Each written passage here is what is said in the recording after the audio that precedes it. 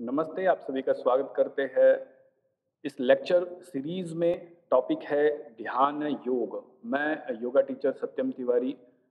Course material है diploma in meditation and yoga sciences, produced by centre for meditation and yoga sciences. ये lecture जो है काफ़ी short रहने वाला है, लॉजिकल रहने वाला है, रैशनल रहने वाला है, तो कृपया इसको ध्यान से देखिए। ध्यान योग शीर्षक है, पातंजल योग, ध्यान योग, राज योग में क्या संबंध है और ये हैं क्या, इनके बारे में हम डिस्कस करने जा रहे हैं। इसके पहले कुछ वीडियोस आपको मिलेंगे इस चैनल पे। योग क्या है, योग के प्रकार कितने हैं, कर्म योग क्या है, भक्ति योग क्या है, ये आपको मिलेगा। ज्ञान योग क्या है, ये आपको चैनल पर मिलेगा, उसको आप जरूर देखिए। ध्यान योग की बात करते हैं तो आपको पहले से पता है कि योग क्या है। योग शब्द की जो व्युत्पत्ति हमने देखी थी पुराने वीडियोस में, लेक्चर्स में, कि योग शब्द युज धातु से बना है जिसके तीन अर्थों में प्रयोग लाए जाते हैं। पहला है युज संयमने, संयम धारणा ध्यान समाधि के अर्थ में। दूसरा है युज समाधौ, समाधि के अर्थ में। और तीसरा है युजर योगेन, मेल के रूप में, मिलन के रूप में। तो जब हम ध्यान के माध्यम से योग की प्राप्ति करते हैं तो वह है ध्यान योग। अब ध्यान क्या है, इसको महर्षि पतंजलि अपने योग सूत्र, पातंजलि योग सूत्र में बताते हैं। तत्र प्रति एक तानता ध्यानम। जब धारणा में, जब आप अपने चित्त को वृत्तियों, चित्त से वृत्तियों को हटाने के लिए चित्त को एकाग्र करते हैं किसी भी एक एक बिंदु पर, एक आकाश पर, एक परिवेश में, एक अवस्था में, वह अंदर हो या बाहर हो, तो उसको हम कहते हैं धारणा। और जब धारणा निरतिशय हो जाए, लगातार हो जाए, एक तांता हो जाए, उसमें रेगुलरिटी हो जाए, उसमें कोई भी ब्रेक ना हो, कंटिन्यूअस हो जाए, परपेचुअलस हो जाए, एफर्टलेस हो जाए, कंटिन्यूअस हो जाए, तो वही धारणा कहलाती है ध्यानम। तत्र प्रत्येक तानता ध्यानम। तो अर्थात ध्येय आलंबन पर चित्त की एक तानता हो जाती है, वही है ध्यान। आलंबन क्या है, जिसका हम ध्यान कर रहे हैं, उस वस्तु का जिसका हम ध्यान कर रहे हैं, वही है ध्यान। सांख्य दर्शन में भी आगे देखते हैं, सांख्य दर्शन में क्या बताया, ध्यानम निर्विषयम मनः। कुछ कुछ पीपीटीज में एरर होंगी, उसको हम करेक्ट कर लेंगे बाद में। ध्यानम निर्विषयम मनः। जब मन, जो आपका उभय इंद्रिय है, ज्ञानेन्द्रियों और कर्मेंद्रियों का राजा है, मन एवं मनुष्याणाम कारणम बंध मोक्ष, आपके मुक्ति और मोक्ष का, आपके बंधन और मोक्ष का जो कारण है, वो जो मन है उसमें विषय रहते हैं। और जब विषय निर्विषय बन जाएं, मतलब विषय हट जाएं, निरुद्ध हो जाएं, रुक जाएं, तो वही अवस्था है ध्यान की। अर्थात जब चित्त में कोई भी विषय न रह जाए, अर्थात ज्ञेय का भी भान न रहे, तो वह ध्यान है। तो यह महर्षि पतंजलि का जो असंप्रज्ञात समाधि है ना, वह सांख्य दर्शन के ध्यान से मिलता जुलता है। ध्यान ही समाधि बन जाता है, धारणा ही ध्यान बनता है, और वही परिपक्व ध्यान समाधि में परिपूर्ण हो जाता है। और भी आगे बताया है कि रागोपहति ध्यानम, रागोपहति ध्यानम। तो अर्थात विषयों के प्रति राग का जो अभाव है, राग का जो अभाव है वही ध्यान है। तो निराशक्ति, आसक्ति को हटा देना, विषयों को हटा देना और धारणा की परिपक्व अवस्था, इस तीन प्रकार से हम ध्यान को समझ सकते हैं। तो ध्यान के माध्यम से जो योग होता है वही है ध्यान योग। और अष्टांग योग भी वही है, क्योंकि अष्टांग योग के सातवें अंग के रूप में ध्यान है। आठवां अंग जो समाधि है वही ध्यान की परिपूर्ण अवस्था है। तो ध्यान योग, अष्टांग योग और महर्षि पतंजलि द्वारा प्रणीत पातंजल योग, ये तीनों समरूप हैं, आइडेंटिकल हैं, एक जैसे ही हैं। तो पातंजल योग, राज योग और अष्टांग योग, ये तीनों एक जैसे ही हैं। ध्यान ही इसका लक्ष्य है, इसी को हम राजयोग कहते हैं। अष्टांग योग क्या है, 8 अंगों से बना हुआ जो योग है वह अष्टांग योग है। तो आपको समझना होगा कि महर्षि पतंजलि भी अष्टांग योग दे रहे हैं और कुछ हठ योग के आचार्य भी अष्टांग योग की बात करते हैं।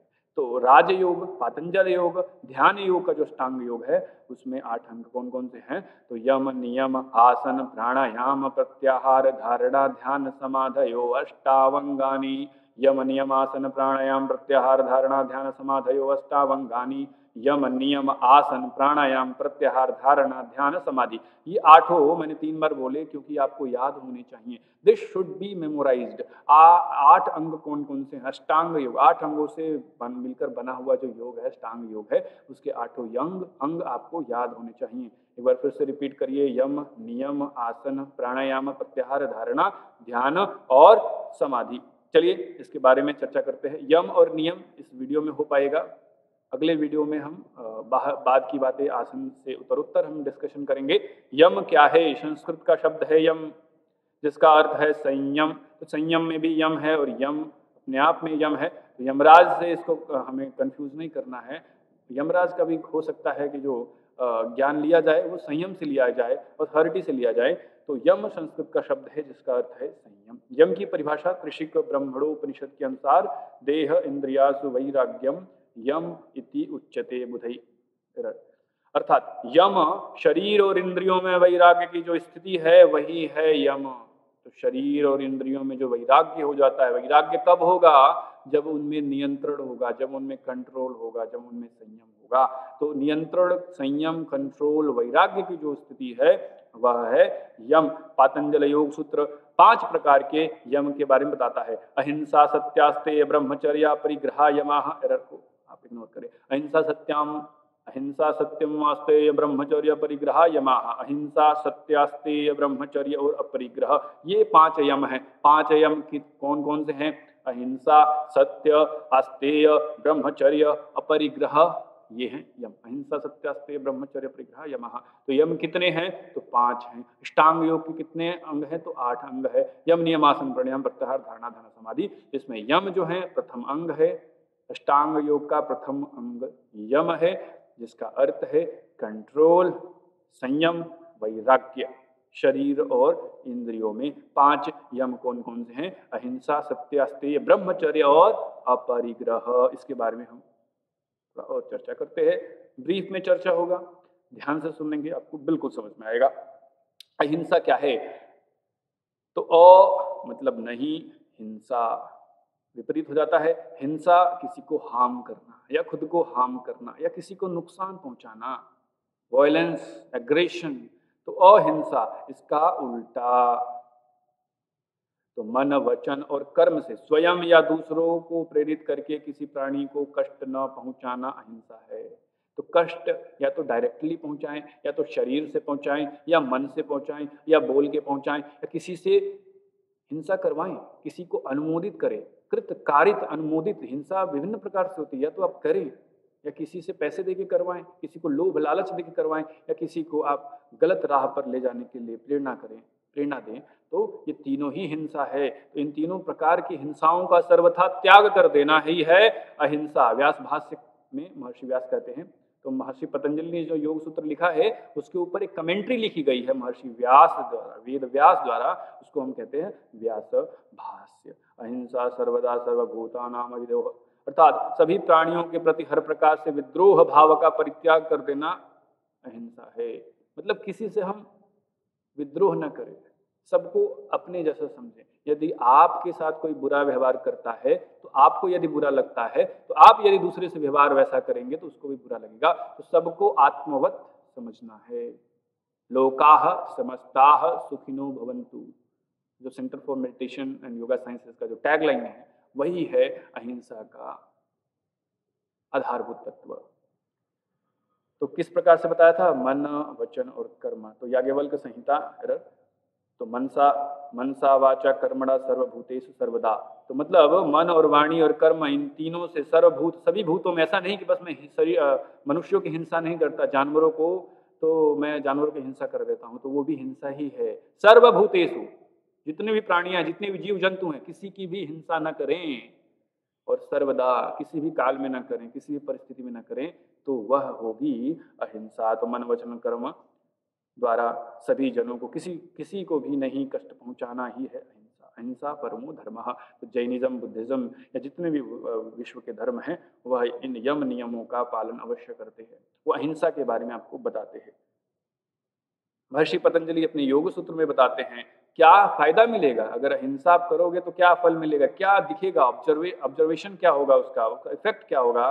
तो अहिंसा प्रतिष्ठायाम तत्सन्निधौ वैरत्याग, अर्थात अहिंसा की दृढ़ता हो जाने पर योगी के निकट सब प्राणियों में वैर का त्याग हो जाता है। यदि आप हिंसा नहीं करते तो आपका जो सराउंडिंग है, आपका जो वातावरण परिवेश है, जो आसपास के लोग हैं, जिस कम्युनिटी में रहते हैं, जिस फ्रेंड सर्कल में रहते हैं, उनके लोग भी आपसे इंस्पायर होंगे और एक बहुत शांत वातावरण क्रिएट होगा।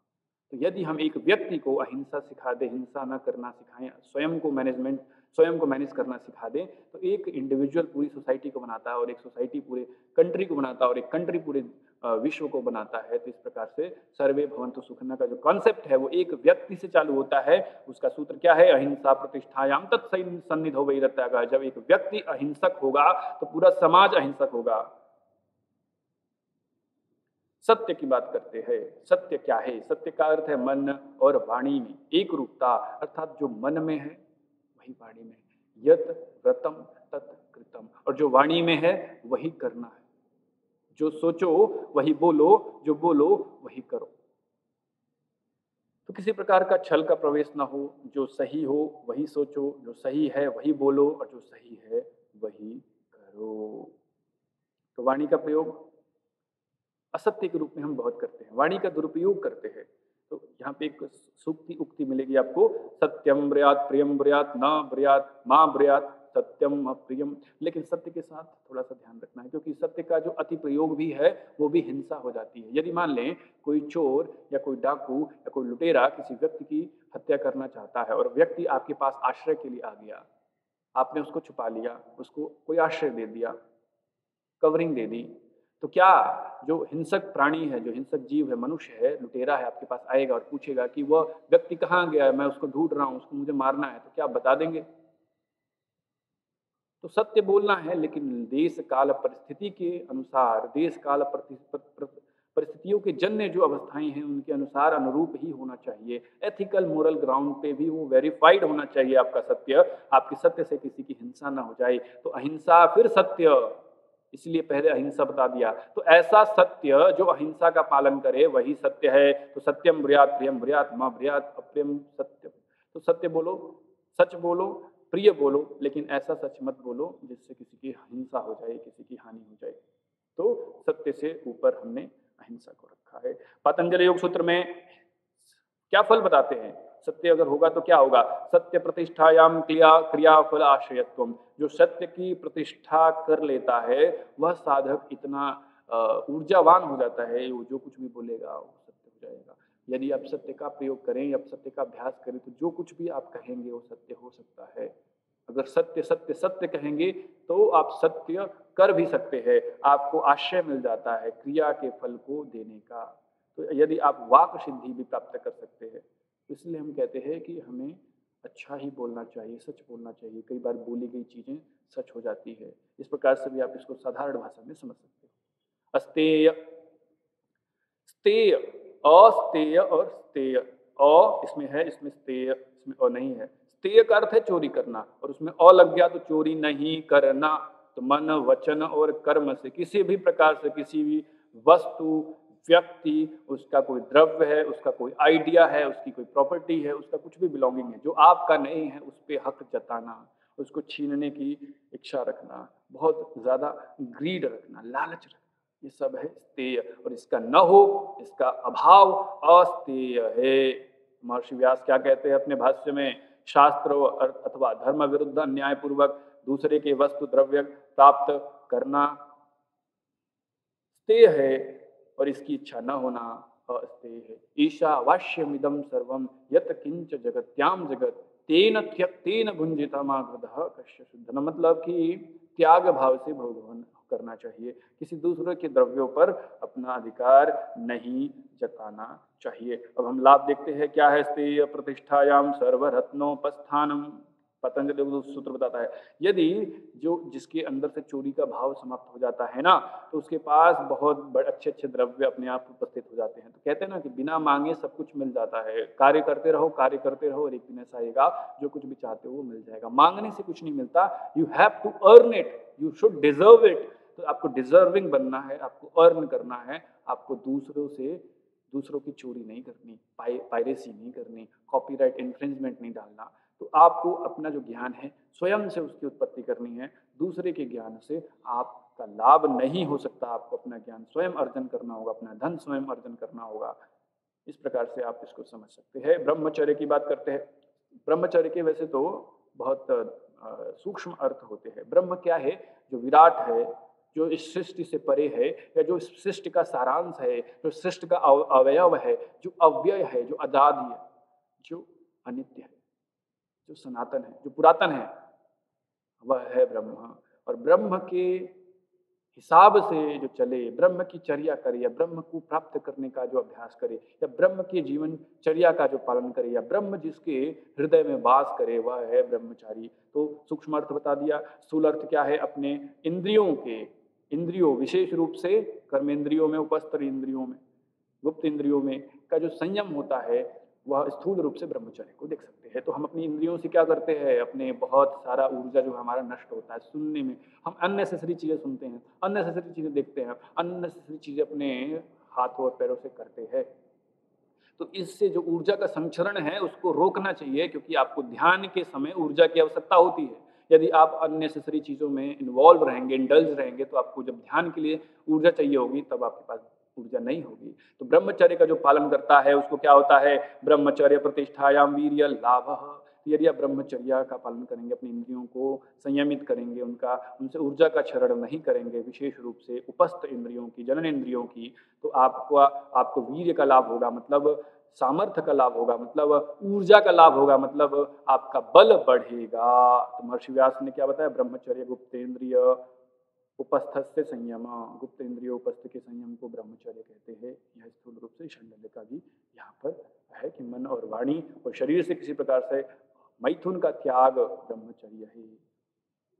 आगे चलते हैं। अपरिग्रह क्या है? अपरिग्रह का अर्थ जो है संचय करना है। परिग्रह का अर्थ है, क्षमा चाहता हूं, परिग्रह का जो अर्थ है वह है संचय करना, जमा करना। ग्रह है ना, ग्रहण करना, ग्रह, परिग्रह चारों तरफ ग्रहण कर लेना, जमा कर लेना, इकट्ठा कर लेना, और उसमें लग जाता है तो हो जाता है उल्टा। तो अपरिग्रह का अर्थ है संचय, जमा करने की प्रवृत्ति का ना होना। तो अननेसेसरी चीजों को नहीं रखना चाहिए, अननेसेसरी बिलोंगिंग्स को नहीं रखना चाहिए। तो पातंजलि सूत्र में परिग्रह का फल क्या है?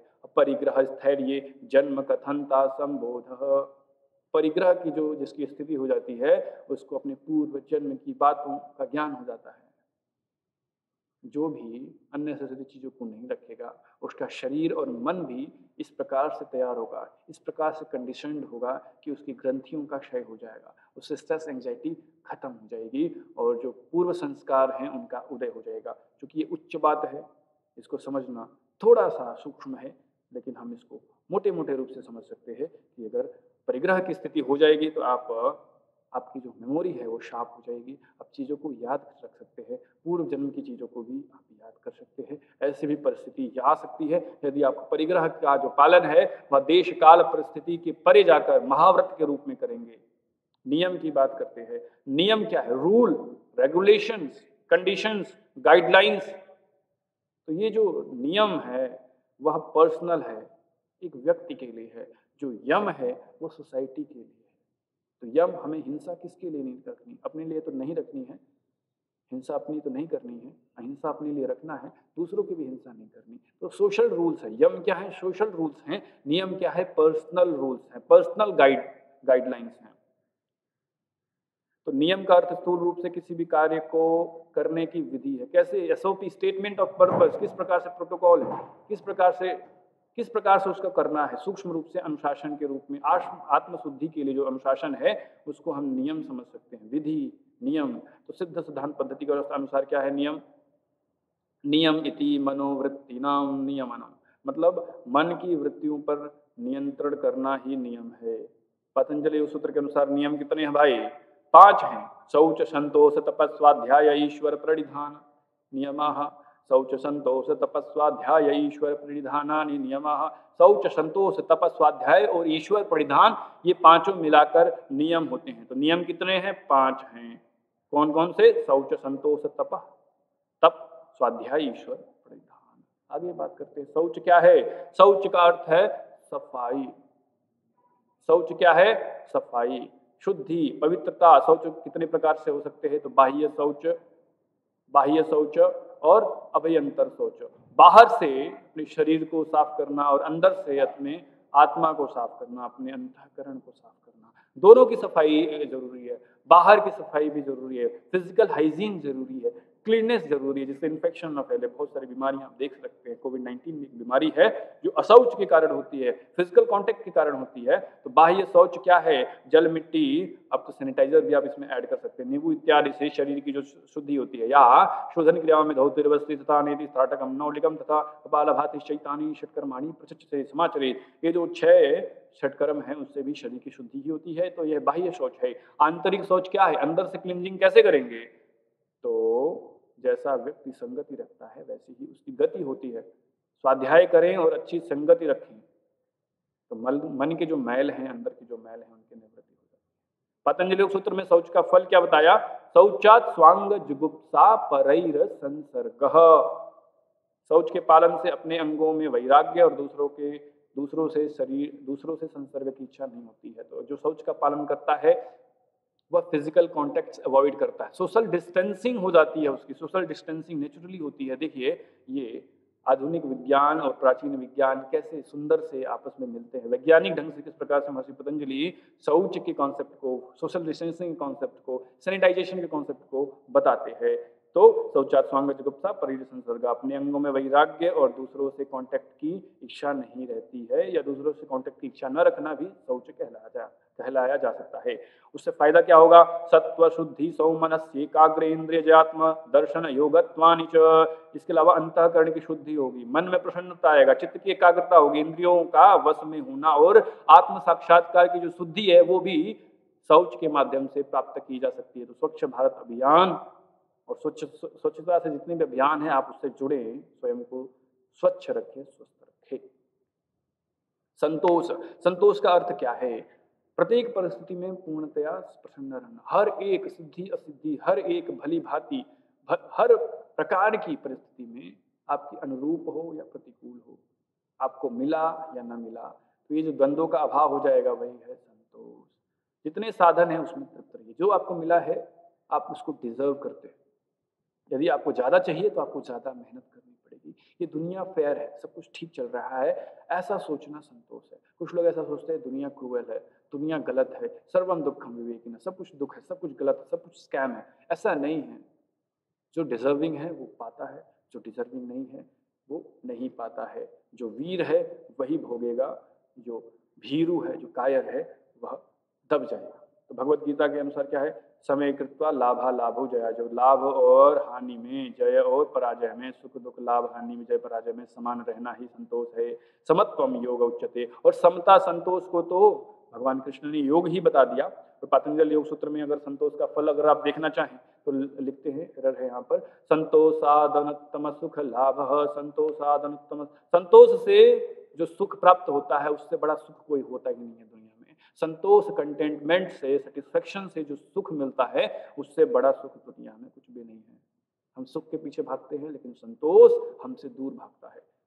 तप क्या है, तपस्या क्या है, तप क्या है, उसके बारे में हम बात करने वाले हैं। आप कोई भी संकल्प लेते हैं, कोई भी कार्य करते हैं तो उसके मार्ग में बहुत सारी अड़चनें आती हैं, बहुत सारी बाधाएं आती हैं, बहुत सारे विघ्न आते हैं। व्याधिस्थान संशय प्रमाद आलस्य वृत्ति भ्रांति दर्शना लब्ध भूमिकत्वान अवस्थितत्वानि। इस प्रकार से इतने अंतराय बताए। दुख दौर मनस्य अंगमे जय, तो श्वास प्रश्वास विक्षेप सब हुआ। पूरी प्रकृति भी आपके खिलाफ हो सकती है, लोग आपके खिलाफ हो सकते हैं, लोग क्या कहेंगे ये सोचना, जितने भी है द्वंद्व उनको सह जाना, अपने संकल्प के प्रति लगे रहना, द्वंद्वों को हटा देना, उनको सहना तपस्या है। तो जो आपकी परिस्थिति है, जो वर्ड है, जो आश्रम है, जो योग्यता है, जो भी आपका धर्म है, जो भी आपकी एक्टिविटी है, जहां पर भी हैं, जिस परिवेश में हैं, उसमें जो भी प्रॉब्लम्स हैं आपके अच्छे कार्यों के बीच में, कुछ अच्छा आप अचीव करना चाहते हैं, कुछ अच्छा करना चाहते हैं और उसमें जो प्रॉब्लम्स आ रही है उनको हंसते हंसते सह लेना क्या है? तपस्या है। सहन करना क्या है? तपस्या है। धैर्य क्या है? तपस्या है। सहनशीलता क्या है? तपस्या है। पेशेंस क्या है? तपस्या है। परसिवरेंस क्या है? तपस्या है। परसिएसिवनेस क्या है? तपस्या है। पतंजलि योग सूत्र में तपस्या का फल क्या बताया? कायेन्द्रिय सिद्धिर शुद्धि क्षया तपसा। तो शरीर और मन पे जो अशुद्धियां हैं, जो डिफ्लेक्शन है, जो एजिटेशन है, जो प्रॉब्लम्स, एंग्जाइटी, डिप्रेशन है, वो नष्ट हो जाता है। तपस्या करने वाले को शक्ति की प्राप्त होती है और अशुद्धियों का क्षय होता है। बहुत सारी सिद्धियां बताई, अष्ट सिद्धि, नवनिधि, ये आपको यहाँ पे आगे बाद में देखना चाहिए। आगे हम स्वाध्याय की बात करते हैं। स्व अध्याय, स्व मतलब स्वयं का, अध्याय मतलब अध्ययन, रीडिंग, स्कैनिंग, नोइंग, कॉन्साइन, अवेयरनेस। तो स्वयं के बारे में जानना क्या है स्वाध्याय, या स्वयं अध्ययन करना। तो दो अर्थ हो गए, एक तो स्वयं को जानना और स्वयं अध्ययन करना।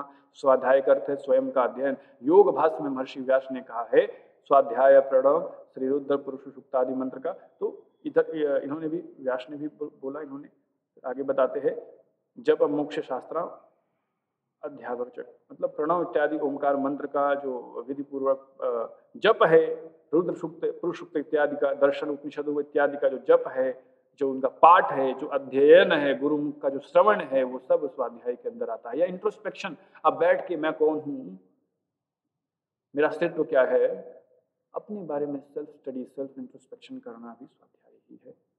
पतंजलि योग सूत्र में स्वाध्याय का फल क्या बताते हैं? स्वाध्यायादिष्ट देवता संप्रयोग, जो स्वाध्याय करेगा, जो स्वाध्याय का अभ्यास करेगा, उसके इष्ट देवता, जो भी जिस पर भी श्रद्धा करता है, उसकी प्राप्ति होती है। क्योंकि हमारा इष्ट हमारे जैसा ही तो होगा। जब हम खुद को खोजेंगे, खुद का अध्ययन करेंगे, तो हमारा इष्ट भी हमें मिल जाएगा। तो हनुमान के हृदय में राम बसते हैं, तो क्या राम और हनुमान अलग अलग हैं? तो नहीं। यदि हनुमान स्वाध्याय करते हैं तो उनको राम ही मिलेंगे। तो जब स्वाध्याय करोगे तो अपने इष्ट देवता का आपको संसर्ग हो जाएगा। ईश्वर परिधान, ईश्वर परिधान ये अंतिम नियम है। इसके बाद हम वीडियो को बंद करेंगे, समाप्त करेंगे। अगला वीडियो बाद में आएगा, उसको आप देखिएगा। अपने इष्ट के प्रति संपूर्ण समर्पण का जो भाव है वह है ईश्वर प्रणिधान। संपूर्ण समर्पण, कुछ भी बचाया नहीं, जो है वो दे देना। तेरा तुझको अर्पण, क्या लागे मेरा, कुछ भी छोड़ना ही नहीं, अवशेष कुछ भी ना बचे, शेष बचे ही ना, जो कुछ भी है उसका समर्पण हो जाए, एज इट इज वहां रख देना है। करिष्ये वचनम तव शिष्यस्तेहम साधिमाम त्वाम प्रपन्नम, ऐसा श्री कृष्ण को अर्जुन कहता है कि मैं आपका शिष्य हूं और आपको परिधान करता हूं। जब आप ईश्वर को सब कुछ समर्पित कर देते हो, अच्छा और बुरा, हमारे अंदर एक गलती होती है, हमारे जीवन में कुछ भी अच्छा होता है तो हमें लगता है वो हमारा पराक्रम है, हमने किया है, आई हैव अचीव्ड दैट, मैंने उसको पाया है। और जब कुछ गलत होता है तो मुझे लगता है, या किसी को भी लगता है, व्यक्ति को लगता है कि यह समाज की गलती है, परिस्थिति की गलती है, भाग्य की गलती है, मैंने तो सब कुछ ठीक किया था। तो ये जो डबल स्टैंडर्ड्स हैं, ये गलत है। यदि सब कुछ आपने किया है तो अच्छाई भी आपकी है और बुराई भी आपकी है, तो किस प्रकार की चिंता? अभी अच्छा हुआ है, बाद में अच्छा कर लेना, अभी गलत हुआ है, बाद में अच्छा कर लेना। यदि सब कुछ ईश्वर ने किया है तो भी क्या क्या चिंता, क्या टेंशन?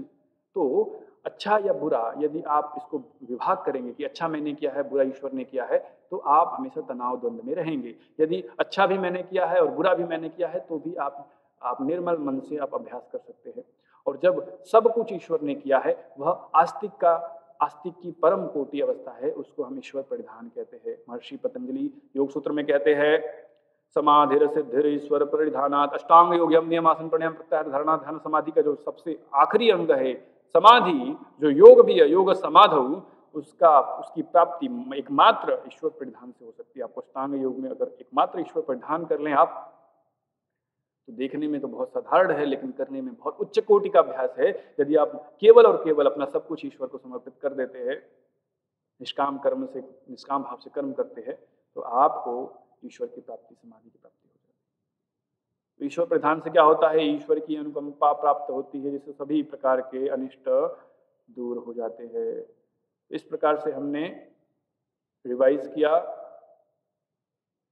ध्यान योग क्या है, ध्यान क्या है, योग क्या है, अष्टांग योग क्या है, यम नियम आसन प्राणायाम प्रत्याहार धारणा ध्यान समाधि का अंत संबंध हमने देख लिया अष्टांग योग के माध्यम से, और यम और नियम को हमने डिटेल में देख लिया। हिंसा सत्य अस्तेय ब्रह्मचर्य परिग्रह यमाह शौच संतोष तपस्वाध्याय ईश्वर परिधानानि नियमाः, आपने यम और नियम को देखा है आसन प्राणायाम प्रत्याहार धारणा ध्यान समाधि के बारे में। ऐसे ही विभिन्न अलग अलग खंडों में वीडियोस के माध्यम से आपको ज्ञान प्राप्त होगा। आप इन वीडियोस को देखें, सुने, अपने दोस्तों को सुनाएं, इनका अभ्यास करें, शेयर करें और सेंटर फॉर मेडिटेशन और एंड योगा साइंसेज का जो हमारा प्रयास है उसको आगे बढ़ाएं। धन्यवाद।